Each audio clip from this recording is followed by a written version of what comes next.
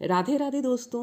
आज की कहानी है सास और बहू के रिश्ते की, जो समझा जाए तो एक दूसरे के बिना अधूरा है, अन्यथा एक दूसरे के लिए कुछ भी नहीं। आपने सास बहू की कहानी पढ़ी भी होगी और अपनी ज़िंदगी में बहुत बार देखा भी होगा। सास बहू का रिश्ता अगर अच्छा हो तो वो माँ बेटी बन जाती है, अगर उनके रिश्ते में कड़वाहट हो तो वो एक दूसरे को देखना पसंद भी नहीं करती है। लक्ष्मी जी एक आम मध्यम वर्गीय परिवार की मुखिया थी। वे अपने बेटे राहुल और बहू शालिनी के साथ रहती थी। एक बेटी ज्योति जो शादी के बाद ऑस्ट्रेलिया बस गई थी।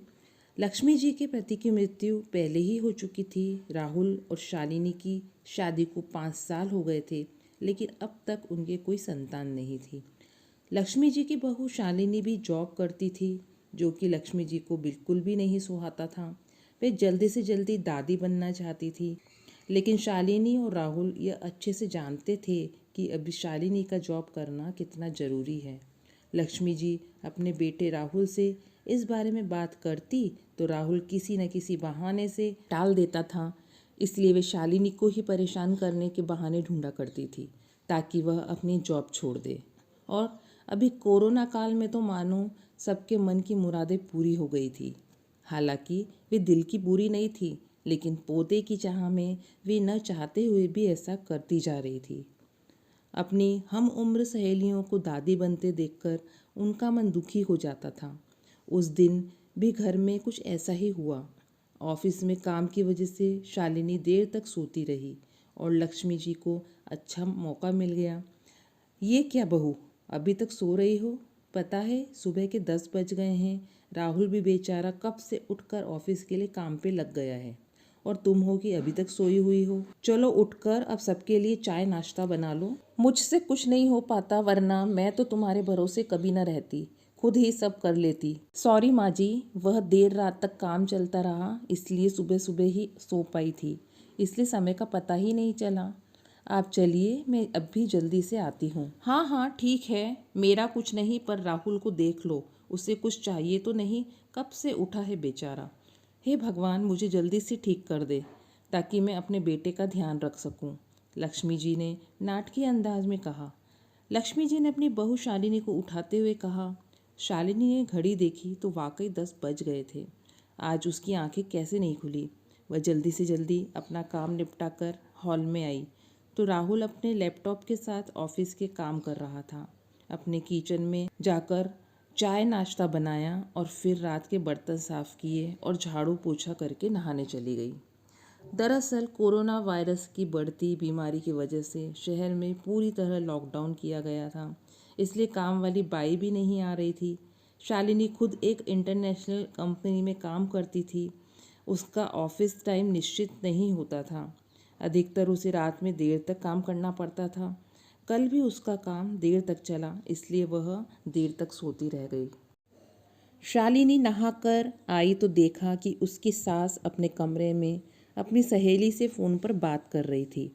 बातचीत में अपना नाम सुनकर शालिनी सास की बात सुनने लगी। वह अपनी सहेली से कह रही थी कि अरे शारदा, तुम भी अपनी बहू को ज़्यादा सर पर मत बैठाओ। बहू को ज़्यादा उड़ने दोगी, वो कल को वो अपनी नौकरी के चक्कर में तुम्हें घर की नौकरानी बनाकर छोड़ देगी। मैं तो भाई शुरू से ही शालिनी के नौकरी के खिलाफ हूँ। अब करे नौकरी शौक से, पर साथ साथ में घर के काम भी करे। मैं तो बदन दर्द का बहाना बनाकर बैठ जाती हूँ, नहीं तो सारे काम का बोझ मेरे सिर पे आ गिरता। मैं कोई मुफ्त की नौकरानी थोड़े ही हूँ। मैं तो कहती हूँ तुम भी यही किया करो। सास की बात सुनकर शालिनी की आंखों से आंसू आ गए।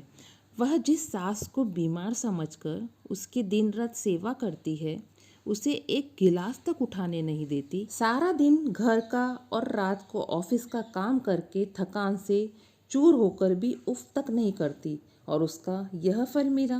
वे नौकरी के खिलाफ हैं, मगर यदि घर की किश्त नहीं होती तो वो भी कभी नौकरी नहीं करती। राहुल का बोझ कम करने के लिए ही तो वह नौकरी कर रही थी।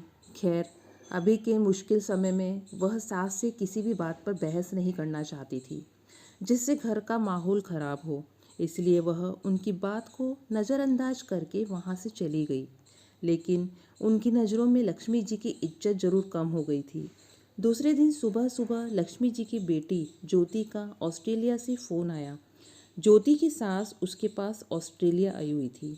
आदत के अनुसार लक्ष्मी जी ने जैसे ही ज्योति की सास की बुराई करनी चाही, वैसे ही ज्योति ने उन्हें डांट दिया। आप बिल्कुल भी माँ जी के बारे में अनाप शनाप नहीं बोलेंगी। पता है आपके चक्कर में आके मैंने उनके साथ कितना बुरा व्यवहार किया, लेकिन आज मुझे उनकी कीमत पता चल गई।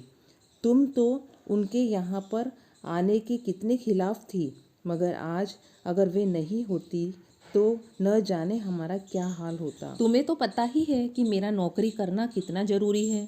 कोरोना ने यहाँ पर भी ऐसा ही कहर ढाया है कि घर से ही सब काम करना पड़ रहा है। विभू का बेबी केयर सेंटर भी बंद है। मैं और राजेश फुल टाइम बिजी रहते हैं। ऐसे में माँ जी ने ही अकेले ही विभू के साथ साथ पूरे घर का काम संभाला हुआ है। मुझे कुछ भी नहीं करने देती है। अगर वे नहीं होती तो माँ हमारा क्या होता, यह सोचकर ही रोंगटे खड़े हो जाते हैं।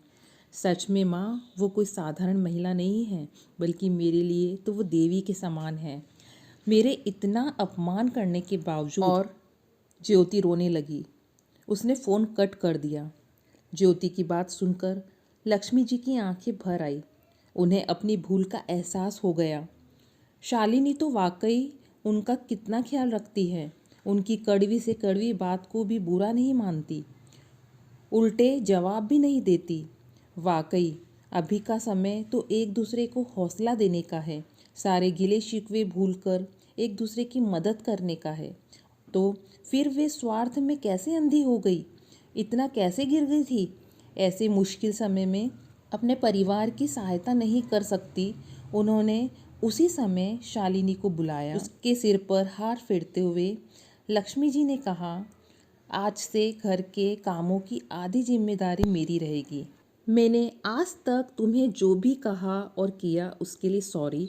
चलो अब तुम जाकर आराम करो, खाना मैं बना लूँगी।